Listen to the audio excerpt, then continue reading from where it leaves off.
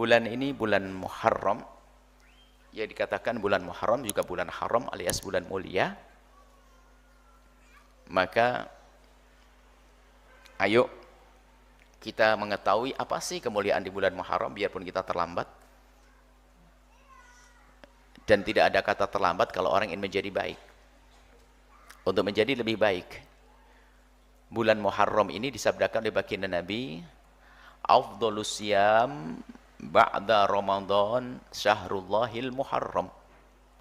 Sebaik-baik puasa setelah bulan Ramadan adalah bulan Muharram ini. Bulan Ramadan dengan keutamaannya. Tapi secara umum bulan untuk berpuasa ya bulan Muharram ini. Yang ingin berpuasa silahkan di bulan Muharram, khususnya ibu-ibu pengen bayar utang dan lain sebagainya.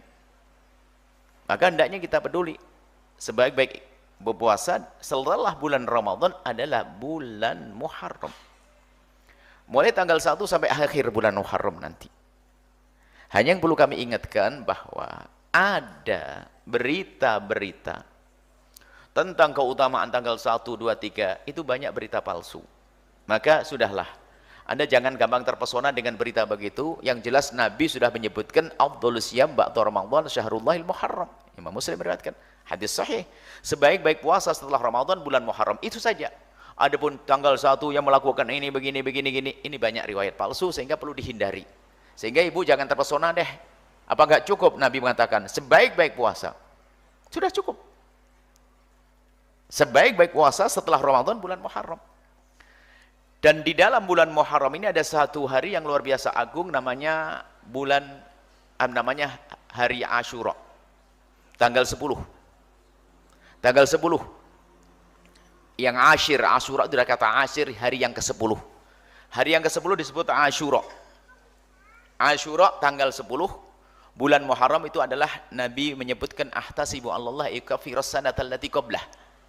Nabi menyebutkan, aku berharap ini menjadi pengampun dosa yang lalu. Tentunya dari dosa-dosa kecil. Kalau dosa gede seperti na'udzubillah, mabuk, judi, zina, harus ada tobat khusus. Akan tapi yang dimaksud itu dosa-dosa kecil. Dosa kecil kita banyak. Di jalan kita sebentar lap-lap lihatan mata kita dan sebagainya. Banyak dosa. Tapi dosa kecil kalau belum diampuni Allah masuk neraka juga. Dan sebab pengampunannya adalah diantaranya adalah dengan puasa tanggal 10 hari Asyura. Nah, Nabi mengatakan hadza yaumu Asyura lam yaktubillahu alaikum siyamahu.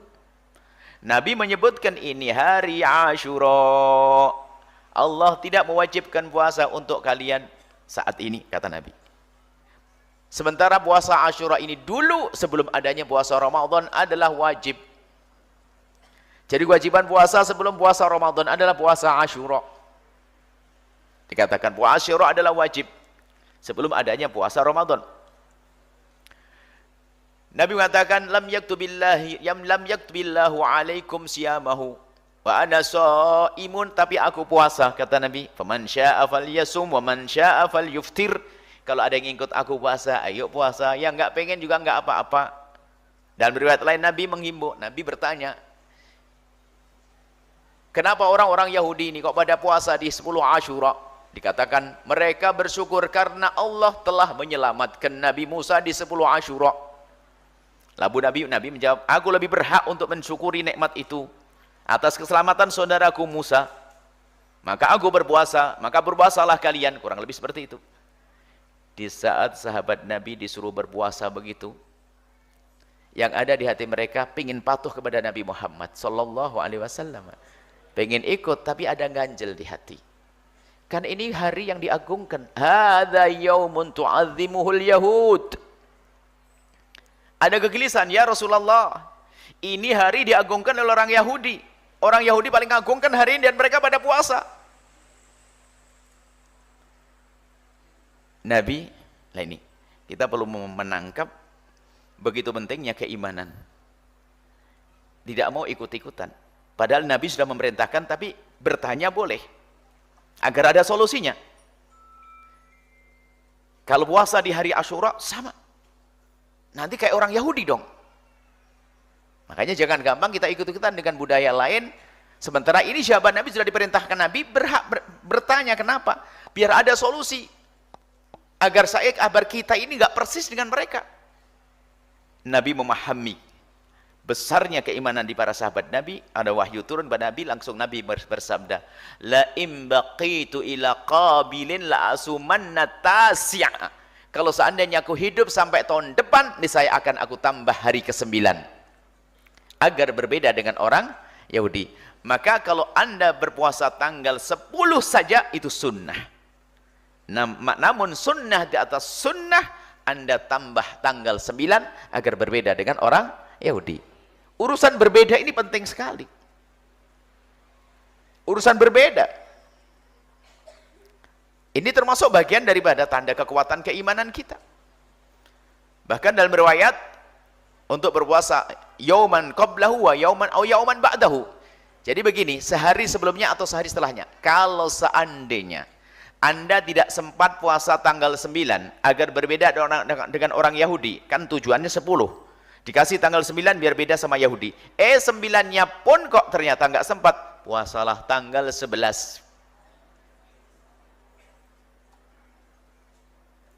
Jadi setelah tanggal 10 ditambah tanggal 11 biar beda sama Yahudi. Kalau Anda bisa menggabungkan semuanya 9, 10, 11 ini double sunnah di atas sunnah. Sunnah Asyura, sunnah berbeda dengan orang Yahudi, sunnah puasa yang diajarkan Nabi. Hendaknya puasa jangan kurang setiap bulan 3 hari. Mudah berpuasa. Yang benar tapi kurang benar adalah tanggal 1 puasa, 2, 3, 4, 5, 6, 7, 8, 9 puasa, 10-nya enggak puasa. Nah ini. Dia mengerti bahasa sunnah puasa tanggal 9 sangat dianjurkan, sangat dikukuhkan. Nah berkenaan dengan berbeda ini penting sekali. Berbeda dengan orang Yahudi, berbeda dengan kebiasaan orang di luar Islam, agar kita membiasakan dengan kebiasaan yang ada di dalam Islam itu sendiri. Termasuk di Muharram itu sendiri, ada pesan berbeda. Bulan Muharram so far sudah ada pada zaman dulu. Akan tapi cara penghitungan dan lain-lainnya ini sama antara orang kafir dan orang Islam pada zaman itu tuh sama. Sehingga Sayyidina Umar bin Khattab waktu itu dengan para sahabat ya berpikir, merenung, kok kita ini nggak punya penanggalan khusus, tahun khusus. Bagaimana? Mereka musyawarah agar punya tahun khusus. Sehingga beliau dan para sahabat yang lainnya menetapkan tahun Hijriah. Agar kita punya penghitungan sendiri. Ada kisahnya sampai hari ini namanya tahun Hijriah. Itu ditetapkan oleh Sayyidina Umar bin Khattab pada masanya. Jadi ingin menetapkan kapan ditetapkan tanggal 1-nya. Tanggal 1 bulan 1 tahun 1 kapan kira-kira? Tanggal 1 bulan 1 tahun 1. Bermusyawarah mereka. Apakah bulan Maulid? Apakah bulan Muharram? Akhirnya pas ditetapkan adalah bersama hijrahnya Nabi. Ada hijrah Nabi kan ada khilaf dalam ini apa? Maulid Nabi. Malah sehari kita tidak mentingin masalah itu. Yang jelas dipilihlah di bulan Muharram tentu karena beberapa hal.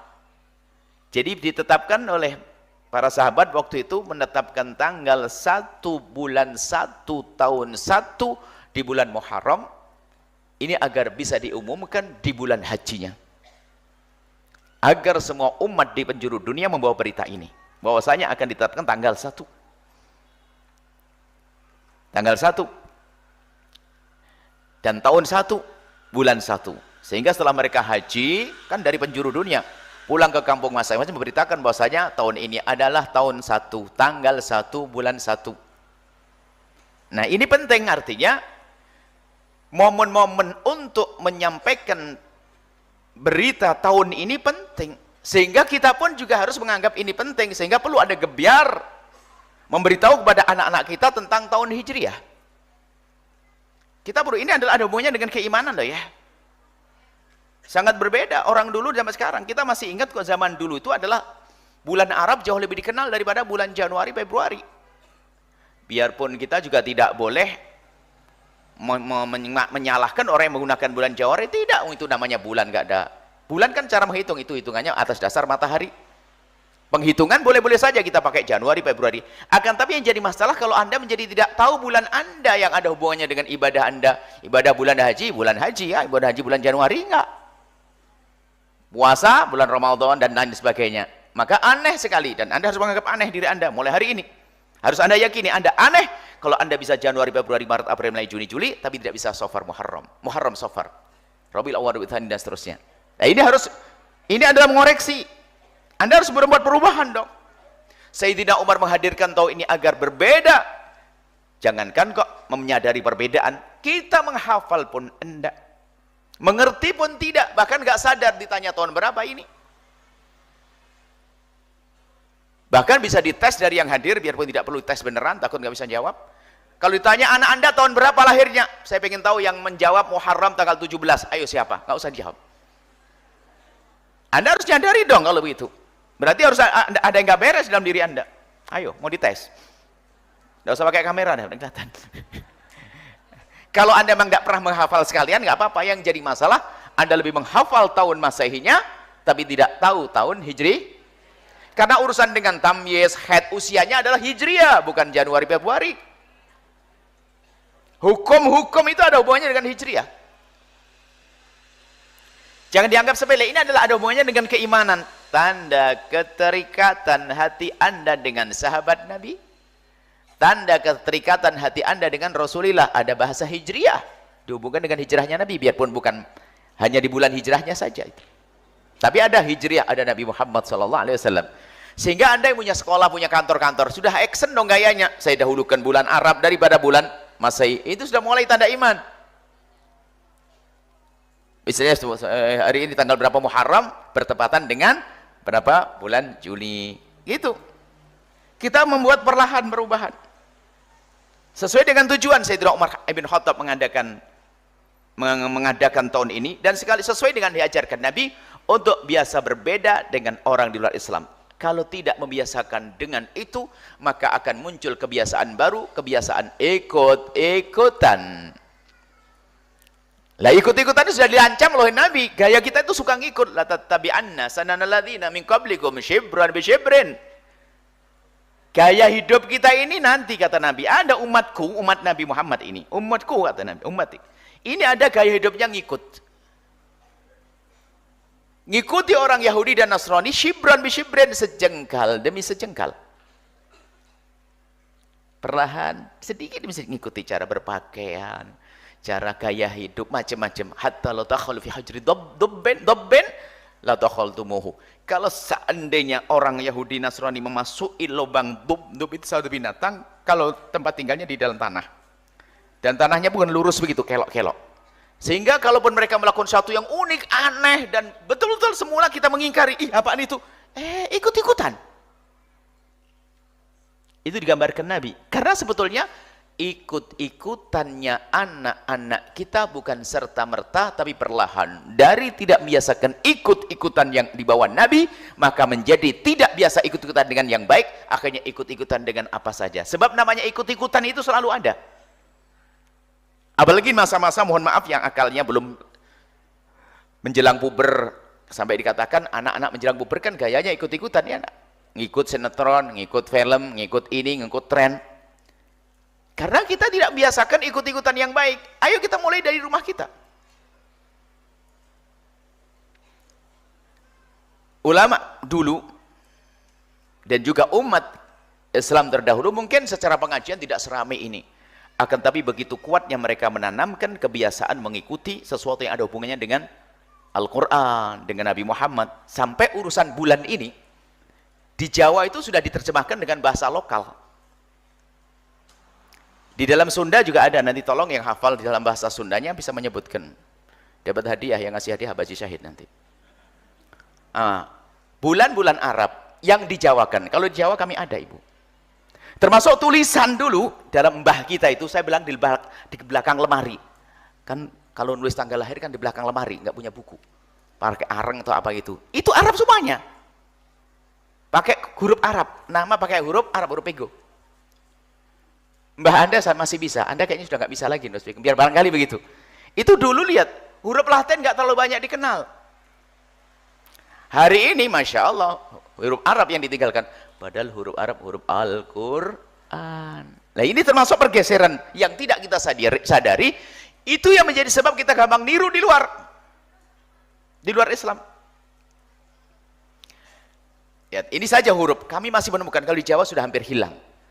Tapi tulisan-tulisan Arab itu kami masih menemukan di luar Jawa malahan. Waktu kami ke daerah Sumatera misalnya. Daerah Sumatera, daerah mana itu, kalau tidak salah daerah Siak atau daerah mana itu, kita lihat setiap jalan-jalan itu tulisannya Arab.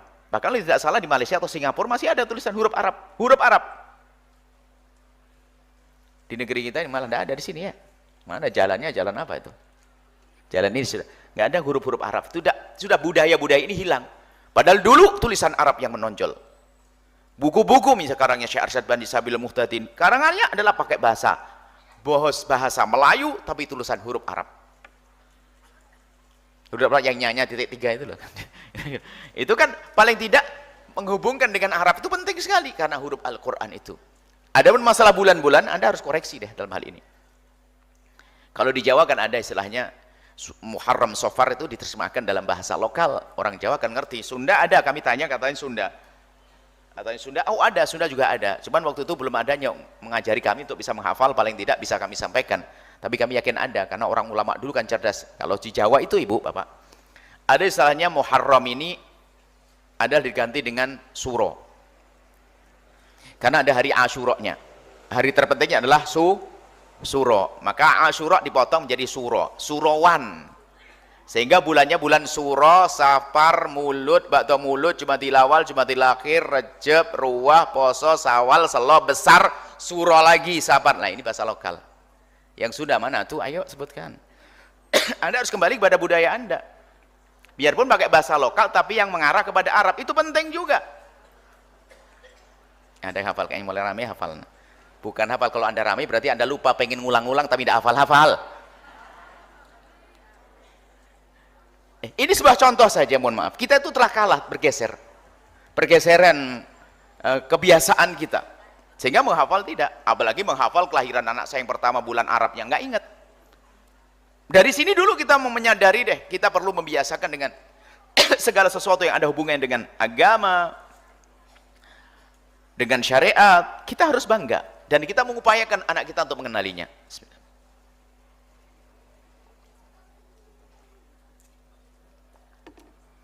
Baik. Nah ini yang terjadi di masyarakat kita, ada pergeseran nilai yang tanpa kita sadari ternyata diam-diam kita jadi jauh. Padahal itu waktu itu orang Jawa bukan tidak punya bahasa sendiri loh ya. Orang Jawa punya bahasa lokal. Biarpun mereka orang Jawa, orang Sunda punya bahasa lokal. Masyarakat kita orang Sunda, dan kami yakin orang-orang yang lain juga sama. Tapi pun demikian bisa mempertahankan lokalnya, tapi sambung dengan sesuatu yang ada urusan dengan agamanya tidak ditinggalkan, diutamakan. Kalau Sunda ada bahasa Sunda yang halus dan sebagainya, itu juga perlu budaya itu dipertahankan. Baik, kalau di Jawa itu ada bahasa Jawa, juga ada huruf Jawa itu ada sendiri. Ada Jawa itu ada, kalau di bala Jawa itu, tapi orang Jawa pun hari ini juga tidak ngerti juga. Ada dalam bahasa Jawa itu ada huruf Jawa itu ada huruf, nama huruf apa huruf Jawa itu hono, coro, kodo, toso, wolo, podo, joyo, mondo, bongo, monggo, botongo. Itu kan istilah ada, hurufnya hanya 20 kita. Hono, coro, kodo, toso, wolo, podo, joyo, monggo, botongo. Itu. Ini ada hurufnya. Huruf-huruf seperti itu. Biarpun punya huruf, tapi ternyata iman mereka tetap membawa mereka untuk membawa huruf-huruf Arab ke dalam kebiasaan mereka. Tanpa kehilangan Jawanya dan juga mengambil sesuatu yang ada hubungannya dengan agama. Nah ini termasuk. Kita hadirkan. Makanya gebiar tahun baru hijrah ini jangan dianggap sepele. Kadang masuk tahun baru hijrah nggak sadar, kalau tahun Masehi kan rame. Tapi baru hijriah enggak. Baik, kemudian ada hal lain lagi, sisa waktu kami hadirkan.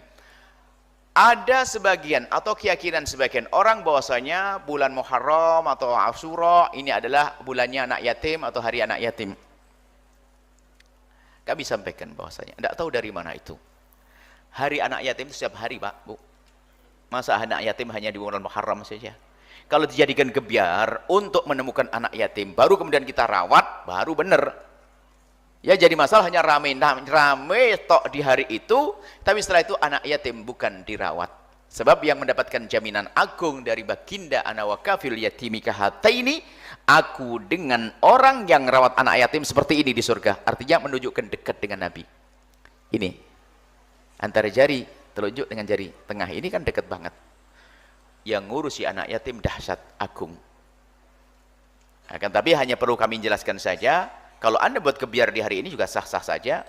Mungkin tahun baru biar, tapi tanpa harus menjadikan hari ini saja tahunnya anak yatim dan harinya anak yatim. Tak tahu ramai di mana-mana hari anak yatim, hari anak. Kami sampaikan anak yatim harinya setiap hari.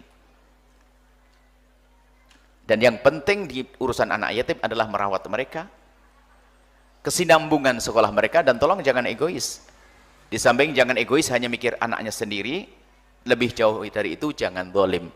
Egois saja nggak pantas menyekolahkan anaknya tinggi-tinggi, masya Allah biaya besar, tapi ngelihat anak yatim tetangganya tidak peduli. Mana nurani kita, mana batin kita? Sekarang insya Allah setelah ini semua dari kita melirik di kiri kanan rumah kita, barangkali ada anak yatim, yuk kita rawat mereka. Merawatnya bukan harus kita bawa ke rumah kita, sebab hari ini tidak gampang memasukkan orang ke rumah kita, apalagi anak kita perempuan, anak yatimnya laki-laki. Hati-hati, jangan sok membawa anak ke rumah Anda. Akan tapi hari ini kalau Anda ingin punya anak yatim dan maksimal di dalam merawatnya, cukup Anda mencari uangnya, cari anak yatimnya, dirayu, dimasukkan ke pesantren. Oh dahsyat. Anda biayai, bahkan bisa saja biayanya lebih besar dari biaya sekolah anak-anak Anda. Baru terbukti itu. Kalau Anda peduli pada anak yatim. Kenapa?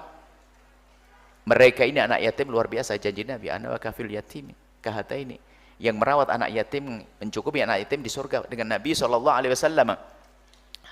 Kemudian anak yatim kan ada satu keyakinan. Keyakinan yang salah, bukan kebenaran. Anak yatim itu nakal. Nah, ini kan ternyata orang paling baik, paling pintar adalah anak yatim. Imam Syafi'i dan Nabi Muhammad yatim. Ayo mau apa? Mau ngatakan anak yatim nakal-nakal? Enggak. Tapi tetanggaku anaknya nakal banget. Tetanggaku harus ngakui. Ada ngomong gitu.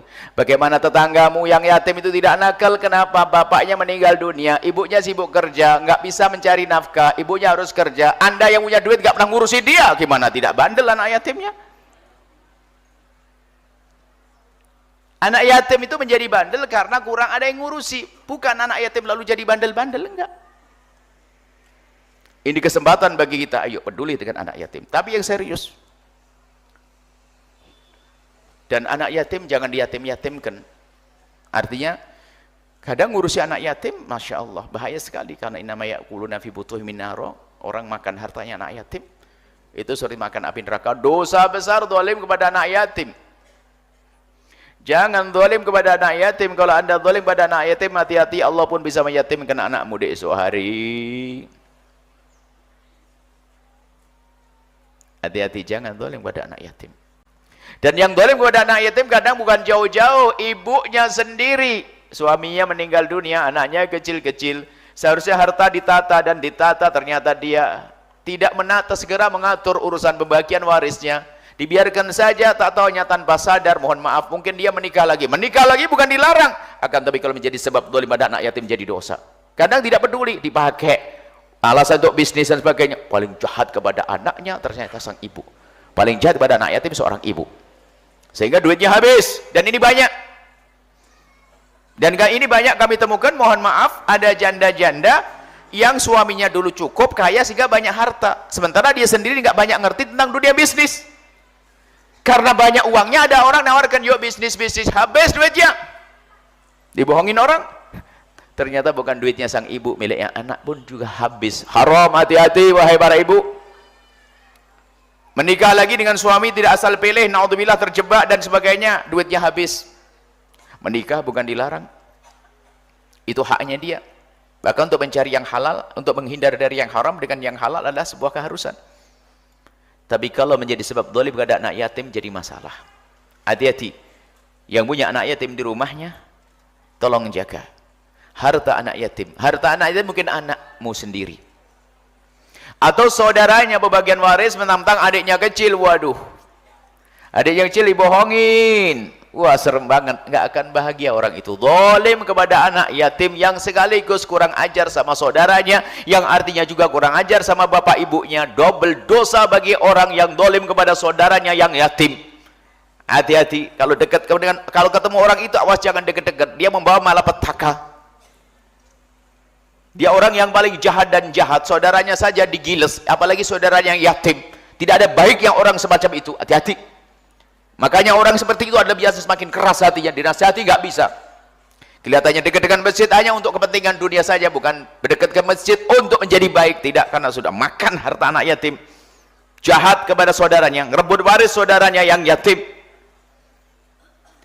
Bahkan begitu dahsyatnya dia tidak tahu kejahatannya, sehingga kadang dia juga melakukan kebaikan. Haji bolak-balik, umrah bolak-balik. Wah, tidak sadar, dipikir itu bisa masuk surga, nerakanya di bawah. Anak yatim, hati-hati. Ada lagi kejahatan dengan anak yatim dalam bentuk baru lagi, dalam bentuk panti asuhan. Masya Allah, yang namanya anak yatim itu mempesonakan, membuat terenyuh. Promo anak yatim dahsyat. Orang yang nggak sholat pun juga punya perhatian pada anak yatim. Tak tahu apa, anak yatimnya tetap makan kerupuk. Ustadz yatim piatunya, ustadz panti asuhannya sudah makan sate setiap hari. Jahat dia ngurusi anak yatim. Dan kami ingatkan, maka dikatakan jangan ngurusi anak yatim kecuali anda kaya duluan, sehingga anda tidak perlu makan miliknya anak yatim, bahkan duit anda akan habis untuk anak yatim. Tapi kalau anda tidak kaya dulu, tidak kaya, kemudian ingin ngurusi anak yatim, dan memang anda punya bakat, ilmunya, akhlak anda, cuman anda tidak punya uang, anda tidak punya kekayaan, anda juga masih boleh ngurusi anak yatim. Tapi hati-hati, urusan makananmu, urusan kebutuhanmu. Fal yakul bima'ruf disebutkan, anda boleh makan bersama anak yatim. Dana yang dikumpulkan untuk anak yatim, gurunya boleh makan, tapi makannya bil ma'ruf, yang benar, wajar. Kalau anak yatim makan kerupuk, ustadznya juga makan kerupuk. Ustadznya makan kerupuk, anak yatimnya makan kerupuk, ustadznya paha ayam. Ma'ruf yang kedua artinya apa? Anda catat. Anda catat, kemudian nanti kalau tiba-tiba kaya, Anda bayari lagi. Kan begitu. Harus hati-hati. Akan tapi, na'udzubillah, ini juga pengakuan dari sebagian pengurus yatim piatu. Dia mengeluh, ternyata atasannya, Masya Allah, tidak pernah ada catatannya. Hanya tiba-tiba aja ganti motor, ganti mobil. Sementara anak yatimnya tetap nyungsep. Kejahatan terus lubung di balik anak yatim. Hati-hati yang ngurusi anak yatim. Hei yang punya panti asuhan, ini bahasa cinta kami untuk anda. Hati-hati. Kelihatannya di dunia dan jadi ustaz, ternyata neraka terdalam nanti. Ngembat hartanya anak yatim. Harta anak yatim harus kita jaga benar. Tidak boleh kita menggunakan harta anak yatim semau kita, yang bukan untuk kemaslahatan dia. Untuk biaya sekolah mereka iya, untuk makan mereka iya, untuk menyenangkan mereka iya. Dan jangan diyatim-yatimkan anak yatim itu. Kadang-kadang diseksa anak yatim, perasaannya diseksa, bukan ditempelengin, tidak. Setiap ada jamaah baru ini, anak yatim dikeluarkan. Ini anaknya bapaknya meninggal dunia tabrakan sana. Ini anaknya ini. Setiap ketemu orang dibegitukan. Dia mau melupakan kesedihan itu, lu ingat lagi gara-gara anak yatim tuh. Ini anaknya kasihan, biar kasihan. Disebut ini kejadiannya, bapaknya kecelakaan di sana, bapaknya meninggal, ini sakit, ini. Anak yatim mengenal, ya Allah, bapakku. Akan tapi akhlaknya Rasulullah Sallallahu Alaihi Wasallam, di saat suatu ketika melihat di hari raya ada anak-anak kecil pada bermain, tapi di pojok sana ada satu anak kecil tidak bermain dan tidak punya mainan. Nabi mendekat lalu bertanya, hei, kenapa kamu kok tidak ikut main? Dia menjawab kurang lebihnya kisah itu begini, iya ya Rasulullah, ini anak-anak pada punya mainan, tadi ditemani sama ayahnya, dianterin sama ayahnya, kasih mainan. Terus kamu? Aku nggak ada yang nemeni, nggak ada yang nganterin, dan nggak punya mainan. Loh, kenapa? Ayahmu di mana? Ayahku meninggal dunia. Kenapa? Di medan laga, di perang. Ayahnya meninggal dunia, jadi nggak ada yang nganterin, lalu nggak punya Baginda langsung berkata, kalau memang ayahmu tidak ada, aku akan jadi ayahmu. Apakah kau tidak senang jika aku ayahmu, lalu saudarimu adalah Fatimah? senang diangkat oleh Nabi Muhammad sallallahu alaihi wasallam. Nah, begitulah merawat anak yatim. Sehingga merawat anak yatim itu adalah bukan di yatim sudah Anda biayai dan sebagainya. Kalau perlu lihat Allah fi aunil abdi maka al abdu fi auni. Kalau Anda merawat anak yatim, bahkan mungkin biaya yang Anda keluarkan lebih gede dari biaya untuk anak-anak Anda, ketahuilah nanti yang dahsyat anak-anak Anda sendiri. Karena Anda telah mengambil pertolongan agung dari Allah. Tapi sebaliknya kalau Anda zalim pada anak yatim, susah Anda ngurusi anak-anak Anda sendiri. Makanya hari ini kita perlu ada gerakan, ayo kita cari anak yatim. Di tetangga Anda rayu masukkan ke pondok ini misalnya. Dirawat di sini. Anak yatim. Tapi nggak usah diyatimkan, masuk aja, Anda urusan dengan manajemen langsung. Kamu sekolah nanti gampang. Anda bayar setiap bulan. Sampai anaknya jadi orang hebat. Dan di sini Al-Bahjah banyak anak yatim, tapi nggak ditonjolkan, oh yatim, lalu dikasih kopiah warna beda yang yatim, nggak ada. Kalau anak yatim di sini, kalau di sini abahnya Abah Haji Said Ustadz Muhammad, abahnya selesai, dan para sesepuh abahnya, nggak ada anak yatim di yatim ini yatim, nggak ada. Sama di sana juga ayahnya kami, selesai. Ini termasuk adab ngerawat anak yatim. Dan betul-betul kita serius anak yatim yang tulus, yang benar-benar memihak kepada anak yatim, sayang anak yatim. Ada beberapa kesalahan yang kami sebutkan, ada kesalahan-kesalahan, tapi perlu kami sebutkan karena bisa jadi terjadi. Suatu ketika kami di Jawa Tengah sana, lagi pengajian, kebetulan santunan anak yatim. Kami ingin motivasi orang. Kenapa, Bu? Motivasi, Bu, ya biar semangat kami untuk mendidik, merawat anak yatim. Karena di kampung kami banyak anak yatim. Oke. Akhirnya pas selesai pengajian itu, dan kebiasaan kami setiap pengajian itu ada tanya jawab. Itu mulai dari awal kami dakwah punya kebiasaan seperti itu. Sebetulnya ada maksud agar ada kedekatan antara kami dengan audien, dengan jamaah. Supaya kalau punya undang-undang ditanyakan. Itu dari awal kami ngadakan sudah seperti itu. Sehingga pengajian nggak banyak-banyak, tapi ada tanya. Sehingga pertanyaan itu kadang sesuatu yang terjadi dengan sesungguhnya. Kalau Buya itu ngaji begini kan hanya hayalan. Barangkali terjadi. Tapi kalau sudah ditanyakan pasti terjadi. Perlu diberi solusi. Maka mulai dari itu, ya gaya ceramah kami seperti itu. Ceramah nggak lama-lama, ada tanya jawab. Dan hendaknya seperti itu. Kita pengen membiasakan orang bertanya. Dan pertanyaan boleh pertanyaan apa saja. Dan kami akan bisa menjawab. Kalau saya tidak tahu ilmunya kan tinggal ngomong begini, besok saya lihat dulu di buku. Kan gitu ya. Saya mau tanya ustadz saya, kan enak. Wallahu alam. Tapi pembiasaan ini penting. Saya belum tahu itu, nanti saya cari jawabannya. Sah. Tambah ilmu baru laku. Makanya kalau kami ditanya satu ilmu yang kami tidak bisa, kami dapat tambah ilmu satu. Kami akan mencari pasti. Nah, akhirnya ada ibu bertanya. Ibu bertanya, ini berani banget pertanyaan, bagus banget. Jadi ilmu. Buya, mohon maaf. Tadi kan ngomong hati-hati dengan harta anak yatim. Kan santunan kita. Ada bertanya, Buya, gimana hukumnya menggunakan harta uang yang dikumpulkan untuk anak yatim untuk nyewa dekor sama drum band? Langsung kayak dipukul. Ini dekornya kan saya dudukin. Langsung saya jawab, hukumnya haram dan harus mengganti panitianya. Anak yatim tidak makan drum band, tidak makan dekor, tidak makan tenda. Makanya jangan seenaknya ngumpulin anak yatim, tak tahu untuk nyewa drum band. Kecuali ada orang punya drum band untuk memeriahkan, memberikan sumbangan drum band. Ada orang punya tenda, sumbangan tenda. Tapi kalau harta anak yatim dikumpulin untuk nyewa tenda, Masya Allah, ngenes dia.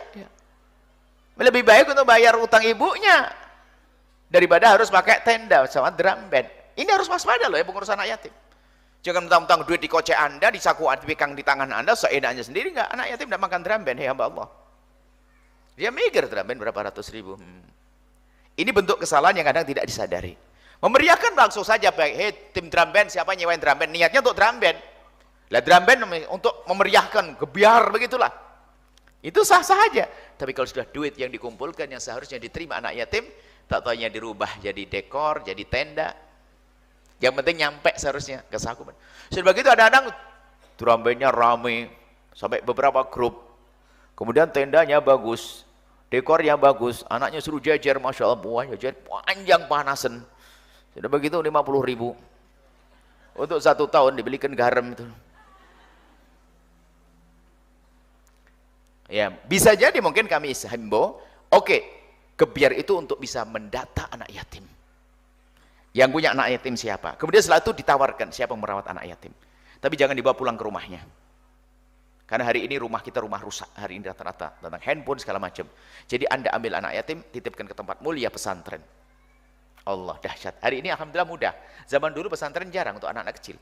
Hari ini dimudahkan. Peluang besar bagi Anda yang punya rezeki, ingin punya anak yatim. Kalau perlu 5, 3, 4 anak yatim yang Anda rawat, dahsyat. Kalau Anda tidak bisa membiayai anak yatim, paling tidak Anda sekarang mendata anak yatim ada di mana. Sampaikan teman Anda yang bakal mencukupi nanti. Harus ada gerakan mencari anak yatim hari ini.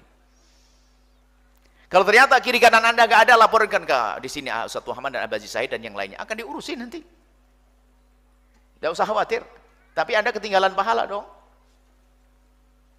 Ayo, mana tetangga Anda yang ada anak yatim? Ada tidak? Ada enggak? Memang tetangga Anda tidak pernah mati? Ada enggak anak yatim? Anda pikirkan mereka. Barangkali tidak hari ini kita masukkan pondok, target 2 tahun yang akan datang. Anda rayu masih 4 SD, sayang, gini.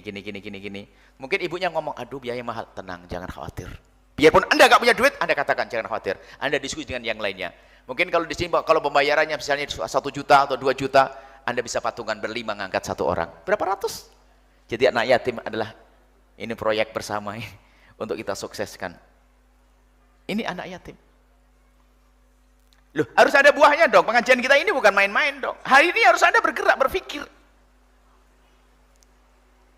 Yang tamat SD Anda cari yang yatim. Wah, yatim. Karena betul anak yatim kasihan. Kadang mohon maaf anak yatim, ibunya, bapaknya meninggal dunia. Ibunya harus mencukupi 4 anaknya. Sehingga harus meninggalkan tempat, harus kerja di tempat yang lain. Sehingga anak yatim dititipkan sama orang lain. Bukan seorang pendidik, bukan di pondok. Akhirnya yang terjadi adalah anaknya mendapatkan kiriman uang dari ibunya yang kerja di luar negeri. Tak taunya dengan uangnya bukan tambah baik karena bukan dididik. Naudzubillah.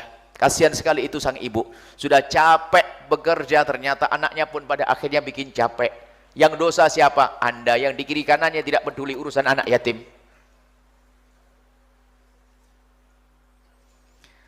Ada juga cara menghormati anak yatim yang kurang tepat. Suatu ketika ada satu hajah, seorang ibu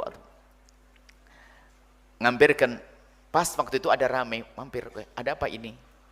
Lagi nyantuni anak yatim, senang bangga nyantuni anak yatim. Ternyata ada anak yatim kurang lebih 40 anak yatim. Disiapkan bingkisan dan uang di situ, masya Allah. Akhirnya kita duduk di situ lihat anak yatim kita. Kita duduk sama ustadznya. Ustadz dari mana ustadz? Ustadznya cerita, kami dari tempat. Kaget, tak pikir tetangganya Pak Abu Haji ini. Kita gigit tetangganya.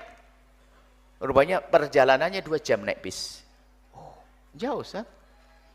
Berangkat 2 jam, pulang 2 jam, belum persiapannya. Terus ngajinya gimana Ustaz? Ya, kalau sudah begini nggak ngaji Bu ya. Terus? Ya mau gimana lagi? Mau gimana lagi? Kalau nggak datang nanti ya nggak dapet, nggak di ini. Tapi mengganggu nggak? Ya pasti ganggu. Sama. Sebetulnya seorang pendidik itu lebih cinta, lebih senang anaknya dapat ilmu. Seperti di sini loh, anggap saja, mohon maaf. Anda yang kaya raya hari ini, setiap hari Anda nyembelih sapi, lalu anak pondok diundang makan di rumah Anda, nggak boleh kok. Peraturan pondok bubar. Kalau Anda pengen sembelih sapi di dalam pondok, yang gitu. Karena ada peraturan yang bawa keluar ini masalah. Karena menjadi kurang waktu belajarnya, kurang waktu istirahatnya. Akhirnya bayangkan 2 jam berangkat, 2 jam pulang, istirahat, makan dan sebagainya. Kalau tidak datang gimana Ustaz? Ya biasanya beliau tuh ngambil anak yatim yang lainnya. Tidak kita ini. Oh gitu. Jadi bahan. Hei orang kaya, jangan siksa anak yatim datang ke rumahmu. Kalau seandainya Anda kirim ke tempatnya, jauh lebih bagus. Pertama, anak yatim tidak capek.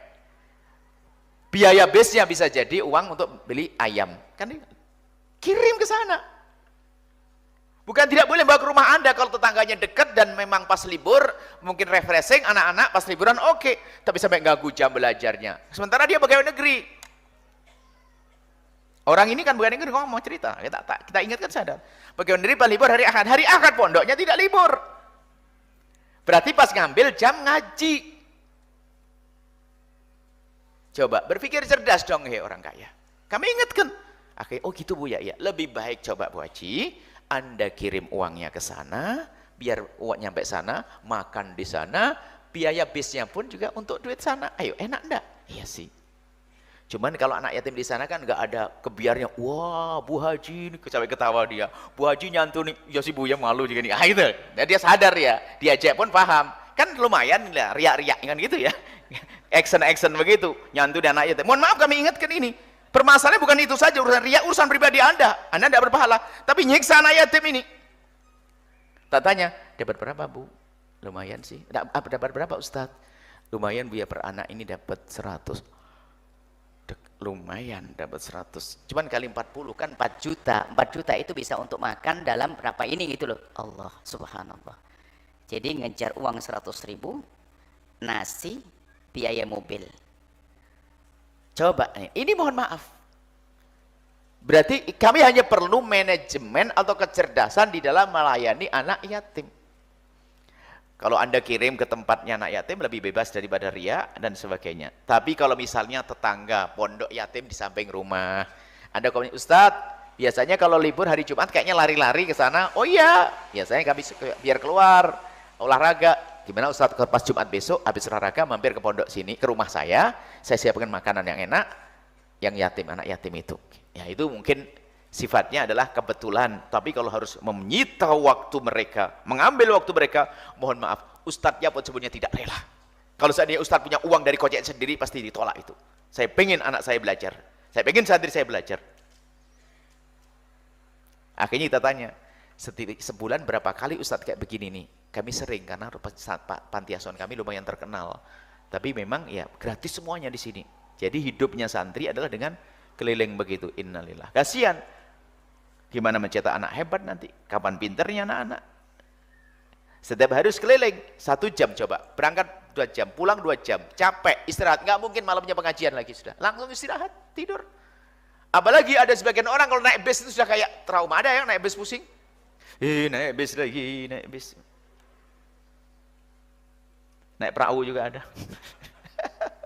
Ada yang naik perahu tuh, naik perahu tuh bayangin maboknya. Terusan naik perahu, suami saya pun naik perahu, mabuk perahu. Rasanya mabuk begitu rupanya. Cuman yang muda-muda depan ini juga pada jatuh nih naik perahu. Mohon maaf, naik mobil, naik bis, itu tidak semua juga nyaman. Baik, inilah, ayo kita pulang dengan hati yang hidup ya. Setelah ini, hati yang hidup. Hidupkan. Pertama adalah keluarga kita harus mulai dekat dengan baginda syariat Nabi, mengenal bulan-bulan Arab, kemudian juga bangga dengan sesuatu yang ada punya dengan baginda Nabi. Kemudian setelah itu, biarpun kita bukan golongan yang menjadikan hari ini saja bulan yatim setiap bulan, maka ayo kita budayakan untuk mengayomi anak yatim, merawat anak yatim. Janji deh Anda harus punya anak yatim setelah hari ini. Kalau Anda orang sangat fakir, mana yang paling fakir? Bergabung dengan yang lainnya. Mungkin orang fakir mengordinir, mengarahkan. Yang kaya mencukupi. Ada. Baru ini ngaji yang bermanfaat. Setelah itu Anda mendapatkan jaminan. Maka firul yatimi kahata ini dengan baginda Nabi Muhammad seperti ini. Seperti jemari telunjuk dan jemari ini. Jari tengah ini. Artinya sangat dekat dengan Rasulullah, pangkatnya tinggi. Kemudian kalau faedah di balik nyantuni anak yatim adalah kelembutan hati diantaranya. Dalam riwayat man habba yulayyan qalbuhu, barang siapa senang untuk dilembutkan hatinya, termasuk Anda kalau mungkin punya suami, punya anak keras dan sebagainya, santuni anak yatim dengan niat untuk melembutkan hati. Falyutni minhu yatiman, disebutkan kalau ingin melembutkan hati, falyutni minhu yatiman, dekatkan anak yatim. Falyamsah ra'sah, kemudian mengusap kepalanya. Jangan berhenti sampai di sini hadisnya, diusap kepalanya atau pusing dia. Anak yatim kan, pahalanya mengusap anak yatim setiap rambut gini, anak-anak. Ngasih duit. Memang ada coba diusap kepala Anda, pusing diusap. 1.000 orang lagi yang usap. Lanjutkan hadisnya, makan, beri makan dia seperti yang kau makan, kasih baju dia seperti yang kau kenakan. Lanjutannya kan begitu. Cuman makna mengusap sini, mengusap beneran iya, tapi dengan kasih sayang untuk menarik hati Anda untuk peduli dengan dia. Itu loh, jangan ngusap tok. Ayo diusap semuanya para tamu. Jamaahnya segitu banyak.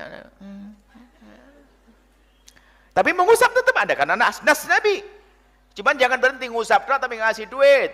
Pilihannya begini, ada 3 pilihan. Ngusap plus ngasih duit. Oke lah.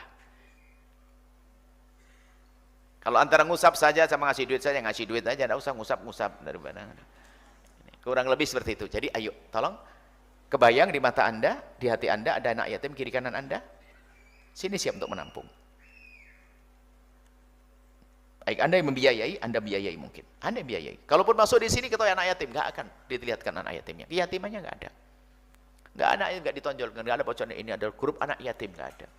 Kita yakin nggak tega. Ini misalnya kalau anggap saja di Al-Bahjah pojok sana adalah asrama anak yatim. Setiap keluar grup anak yatim, yatim, yatim, yatim, yatim.